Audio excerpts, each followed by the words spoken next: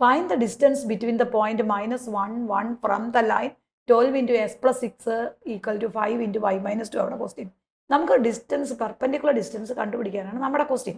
അപ്പം നമ്മൾ തന്നേക്കണ ലൈനെ ആദ്യം എന്താക്കണം, ജനറൽ ഫോമിലാക്കണം. അപ്പോൾ ജനറൽ ഫോമിലാക്കുമ്പോൾ എന്താവും മക്കളെ, 12x പ്ലസ് 12 ഇൻറ്റു 6 എന്നാ.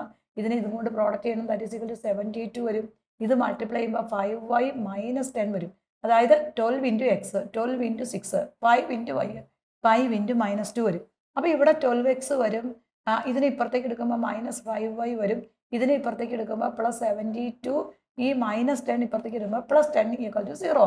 അപ്പോൾ നമ്മളിത് ജനറൽ ഫോമിലാക്കുമ്പോൾ 12x minus y plus 82 equal to 0 ആയി. അപ്പോൾ നമുക്ക് ലൈൻ്റെ ഇക്വേഷൻ കിട്ടും.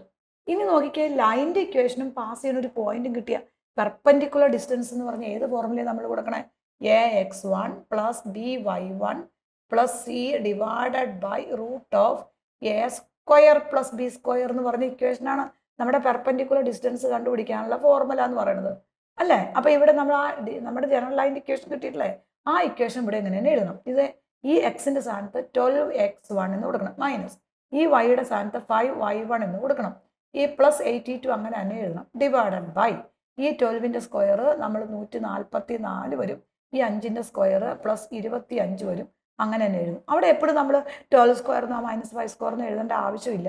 ഈ 12ൻ്റെ സ്ക്വയർ എഴുതുക, 144 കാൽക്കുലേറ്റർ ചെയ്തോളാം കേട്ടോ. -5ൻ്റെ സ്ക്വയർ 25, അല്ലെങ്കിൽ അവിടെ എഴുതി കഴിഞ്ഞാൽ -5 സ്ക്വയർ എന്ന് എഴുതിയാൽ ഇവിടെ നിങ്ങൾ അറിയാതെ മൈനസ് എഴുതി പോകും. അപ്പോൾ അത് വേണ്ട, -5ൻ്റെ സ്ക്വയർ 25 നേരെ അങ്ങ് എഴുതിയാൽ മതി. ഇനി ഇവിടെ നോക്കുക, പാസ് ചെയ്യുന്ന പോയിന്റ് ഓൾറെഡി നമുക്ക് തന്നിട്ടുണ്ട്, ദാറ്റ് ഈസ് ഈക്വൽ ടു -1 -1 1 വേണം അല്ലേ. അപ്പോൾ എക്സിൻ്റെ സ്ഥാനത്ത് -1 കൊടുക്കണം, വൈയുടെ സ്ഥാനത്ത് 1 കൊടുക്കണം. അപ്പോൾ ഈ ഇക്വേഷൻ എങ്ങനെയാവും നോക്കിയാൽ 12 ഇൻറ്റു x1ൻ്റെ സ്ഥാനത്ത് -1 പ്ലസ് -5 ഇൻറ്റു y1ൻ്റെ സ്ഥാനത്ത് 1 പ്ലസ് 82 ഡിവൈഡഡ് ബൈ 144 25 169 വരും. കാരണം 144 25 കൂടെ അങ്ങ് കൂട്ടി നമ്മൾ എഴുതണം. ഇനി ഇത് ഗുണിക്കുമ്പോൾ 12 ഇൻറ്റു -1 -12 വരും, -5 ഇൻറ്റു 1 -5 വരും, പ്ലസ് 82 ഡിവൈഡഡ് ബൈ 169 എന്ന് പറഞ്ഞാൽ 13 വരും.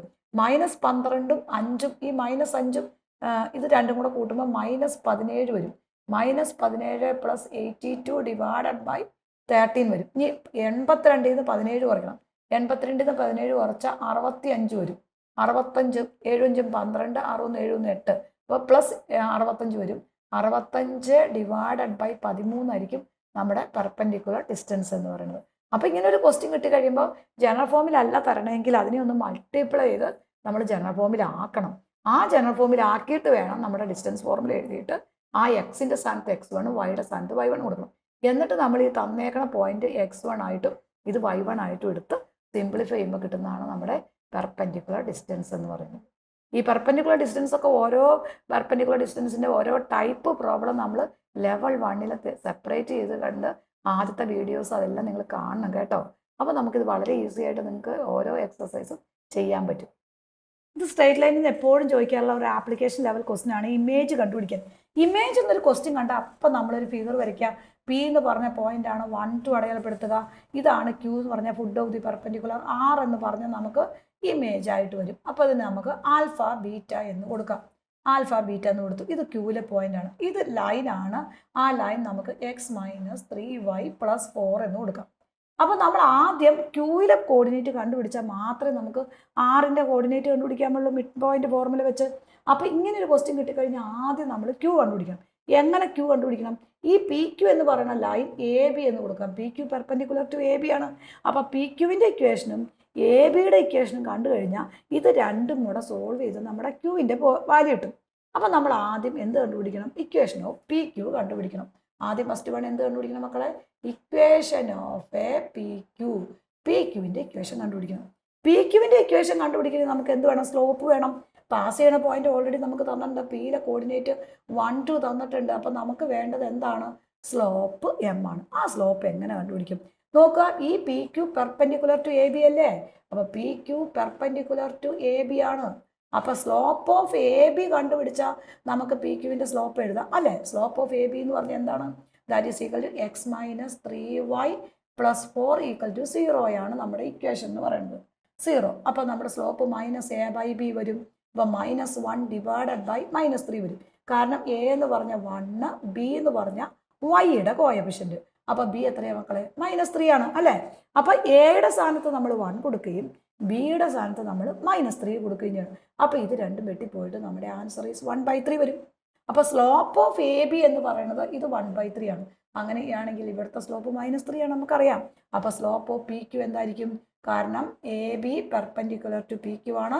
നമ്പർ ഓപ്പോസിറ്റ് ആക്കിയപ്പോൾ 3, സൈൻ ഓപ്പോസിറ്റ് ആക്കിയപ്പോൾ -3. അപ്പൊ നിങ്ങൾ നോക്കിയേ, പാസ് ചെയ്യണ പോയിന്റുമായി ലൈനുമായി. അപ്പൊ പാസ് ചെയ്യണ പോയിന്റ് 1 to ലൈൻ എം എന്ന് പറയുന്നത് -3. ഏത് ഇക്വേഷനിൽ കൊടുക്കണം? y minus y1 equal to m into x minus x1 എന്ന് പറയുന്ന ഇക്വേഷനിലേക്ക് കൊടുക്കണം. പാസ് ചെയ്യണ പോയിന്റുമായി സ്ലോപ്പ് എമ്മുമായി. ഇനി നമ്മൾ ഇക്വേഷനിലേക്ക് കൊടുക്കണം. അപ്പോൾ y മൈനസ് y1 എന്ന് പറഞ്ഞാൽ ദാറ്റ് ഇസ് ഈക്വൽ ടു ഇത് നമ്മുടെ x1, ഇത് നമ്മുടെ y1. അപ്പോൾ y1 എന്ന് പറഞ്ഞാൽ 2, m എന്ന് പറഞ്ഞാൽ -3, x -1 വരും. അപ്പോൾ y minus 2 equal to -3x + 3 വരും. ഇതൊക്കെ നമ്മളൊന്ന് സിംപ്ലിഫൈ ചെയ്യണം. ഇതിനെ ഇതും കൊണ്ട് ഗുണിച്ചു, ഇതിനെ ഇതും കൊണ്ട് ഗുണിച്ചു. നമ്മൾ ഓരോന്നും പ്രോഡക്റ്റ് ചെയ്യണം. ഇവിടെ എക്സിൻ്റെയും വൈയുടെയും വാല്യൂ കണ്ടുപിടിക്കാനുള്ളതുകൊണ്ട് ഇത് നമ്മളൊന്ന് സിംപ്ലിഫൈ ചെയ്യണം. അപ്പോൾ ഇതിനെ ഇപ്പുറത്തേക്ക് എടുക്കുമ്പോൾ എന്തായി നോക്കിയേ, അല്ലെങ്കിൽ ഇപ്പുറത്തേക്ക് നമ്മൾ ഈ -2നെ അപ്പുറത്തേക്ക് കൊടുത്താലും മതി. അപ്പോൾ -3x + 3, ഈ -2 ഇപ്പുറത്തേക്ക് വരുമ്പോൾ +2 ആവും. അപ്പോൾ -3x + 5 ആയി. അപ്പോൾ നമ്മുടെ വൈയുടെ വാല്യൂ നമുക്ക് -3x + 5 ആയി. ഇനി ഈ രണ്ട് ഇക്വേഷനും കൂടി ഒന്ന് സോൾവ് ചെയ്യണം. അപ്പോൾ നമ്മുടെ ഒന്നാമത്തെ എ ബി എന്താണ്? അപ്പോൾ എ ബി കിട്ടിയത് നമുക്ക് x - 3y + 4 ആണ്. ഈ വൈയുടെ സ്ഥാനത്ത് നമ്മുടെ ഈ വാല്യൂ ഒന്ന് സബ്സ്റ്റിറ്റ്യൂട്ട് ചെയ്തു. അങ്ങനെ വേണമെങ്കിൽ ചെയ്യാൻ രണ്ട് ഇക്വേഷൻ കൂടെ സോൾവ് ചെയ്യാം കേട്ടോ. അപ്പം -3 ഇൻറ്റു -3x + 5 + 4 കൊടുത്തു. അതായത് ഈ വൈയുടെ വാല്യൂ നമ്മൾ ഈ ഒന്നാമത്തെ ഇക്വേഷനിലേക്ക് കൊടുത്തു. അപ്പോൾ എക്സ് അങ്ങനെ തന്നെ എഴുതി, -3 ഇൻറ്റു വൈയുടെ സ്ഥാനത്ത് വാല്യൂ എഴുതി, +4 എഴുതി, ഈക്വൽ ടു 0 ആയി. ഇതിനെ ഒന്ന് സിംപ്ലിഫൈ ചെയ്തു. അപ്പോൾ x + 9x ആയി. -3 പ്ലസ് ആയി. അപ്പം 9x ആയി. ഇത് രണ്ടും കൂടെ മൾട്ടിപ്ലൈ ചെയ്യുമ്പോൾ -15 ആയി. ഇത് ഓൾറെഡി 4 അങ്ങനെ തന്നെ എഴുതി, ഈക്വൽ ടു 0 വന്നു. ഇത് രണ്ടും കൂടെ കൂട്ടുമ്പോൾ 10x വരും. ഇത് രണ്ടും കൂടെ കൂട്ടുമ്പോൾ എത്ര വരും? നമുക്ക് -15 നിന്ന് 4 കുറച്ച് കഴിഞ്ഞാൽ that is equal to -11 equal to 0 വരും. അപ്പോൾ എക്സിൻ്റെ വാല്യൂ നമുക്ക് 11/10 കിട്ടി. ഒരു ഇക്വേഷൻ കിട്ടി. എക്സിൻ്റെ വാല്യൂ നമ്മൾ ഈ വൈയുടെ വാല്യൂ ഒന്നാമത്തെ ഇക്വേഷനിൽ കൊടുക്കണം. എങ്ങനെ കൊടുക്കുക? ഇക്വേഷൻ സോൾവ് ചെയ്യുക. എങ്ങനെ വേണം ചെയ്യാം? നിങ്ങൾക്ക് ഏതാണ് എളുപ്പം അത് കൊടുക്കാം കേട്ടോ. ഈ വൈയുടെ വാല്യൂ ഇവിടെ കൊടുത്തു. അപ്പോൾ എക്സ് അങ്ങനെ തന്നെ എഴുതി, ഇതിന് ഇതും കൊണ്ട് ഗുണിച്ചു, ഇതിന് ഇതും കൊണ്ട് ഗുണിച്ചു. എന്നിട്ട് നമ്മൾ ഈ 15 -15 4 കൂടെ കൂട്ടി -11 കിട്ടി. ഈ എക്സും 9x കൂടെ കൂട്ടി 10x കിട്ടി. അപ്പോൾ എക്സ് എന്ന് പറയുന്നത് 11/10 കിട്ടി. ഇനി എക്സിൻ്റെ വാല്യൂ ഇവിടെ കൊടുത്തു കഴിയുമ്പോൾ നമ്മുടെ എന്ത് കിട്ടും? വൈയുടെ വാല്യൂ കിട്ടും നമുക്ക്. ഇവിടെ നമ്മൾ എക്സിൻ്റെ വാല്യൂ നമുക്ക് 11/10 കിട്ടി. എക്സ് എന്ന് പറയുന്നത് 11/10 ആണ്. ഇനി y എന്ന് പറയുന്നത് -3x + 5 ആണ്. അപ്പോൾ ഈ വാല്യൂവിലേക്ക് എക്സിൻ്റെ വാല്യൂ നമ്മളങ്ങ് സബ്സ്റ്റിറ്റ്യൂട്ട് ചെയ്തു. അപ്പോൾ -3 വരും, ഇത് 11/10 വരും, +5 ആയി. അപ്പോൾ -33 ആയി. ഈ 10നെ നമ്മൾ നേരെ ഇങ്ങോട്ട് മൾട്ടിപ്ലൈ ചെയ്തു. അപ്പോൾ 10 × 5 15 ആയി, /10 ആയി. ഇത് രണ്ടും കൂടെ നമ്മൾ ഡിഫറൻസ് എടുക്കണം. അപ്പോൾ നമുക്ക് എത്ര കിട്ടി നോക്കി? ദാറ്റ് ഈസ് ഈക്വൽ ടു -17 വരും. കാരണം 7 3 10, 3 4 1 5 15 ആണ്. +17 വരും. -31 50 കുറച്ച് കഴിയുമ്പോൾ 17 വരും. 17/10 വരും. അപ്പോൾ വൈയുടെ വാല്യൂ കിട്ടി. അപ്പോൾ നമ്മുടെ ഈ ഇക്വേഷനിലേക്ക് നമ്മൾ ആ വാല്യൂ രണ്ടും കൊടുക്കണം. ആദ്യം കിട്ടിയത് 11/10 ആയി. ഇത് 17/10 നമുക്ക് വൈയുടെ വാല്യൂ ആയി. അപ്പോൾ ഈ രണ്ട് വാല്യൂ കിട്ടിക്കഴിഞ്ഞാൽ ഇമേജ് കണ്ടുപിടിക്കാൻ നോക്കിയേ മക്കളെ. മിഡ് പോയിന്റ് ഫോർമുലയാണ് α + ഈ 1. അത് നമ്മൾ വേണമെങ്കിൽ നമ്മൾ ഫിഗറിൽ നമ്മൾ വരയ്ക്കാം. നമുക്ക് ഒന്നുകൂടെ വരച്ച് കഴിഞ്ഞാൽ നമുക്ക് പെട്ടെന്ന് ക്ലിയർ ആവും. ഈ പി എന്ന് പറഞ്ഞാൽ 1 2 ആണ്. ഈ പിയിലെ പോയിന്റ് ആർ എന്ന് പറഞ്ഞ് നമ്മൾ ആൽഫ ബീറ്റ എടുത്തു. ഇത് നമ്മൾ ക്യൂ ആണ്. അപ്പോൾ ഇവിടെ മിഡ് പോയിന്റ് 4 ഇത് നമുക്ക് കിട്ടിയേക്കുന്നത് 11/10 ഇത് നമുക്ക് കിട്ടിയേക്കുന്നത് 17/10 ആണ്. അപ്പോൾ ഈ α + 1 / 2 എന്ന് പറയുന്നത് എന്ത് വരും? 11/10 വരും. കാരണം ഇത് നമ്മുടെ x1 y1, ഇത് നമ്മുടെ x2 y2 ആണ്. അപ്പോൾ മിഡ് പോയിന്റ് ഫോർമുല എന്താ? x1 + x2 / 2 ആണ്. അപ്പോൾ ഇത് കിട്ടും. ആദ്യത്തെ കിട്ടുമ്പോൾ നമുക്ക് ഇത് കിട്ടും. ഇത് നേരെ മൾട്ടിപ്ലൈ ചെയ്യുമ്പോൾ α + 1 = 22/10 കിട്ടും.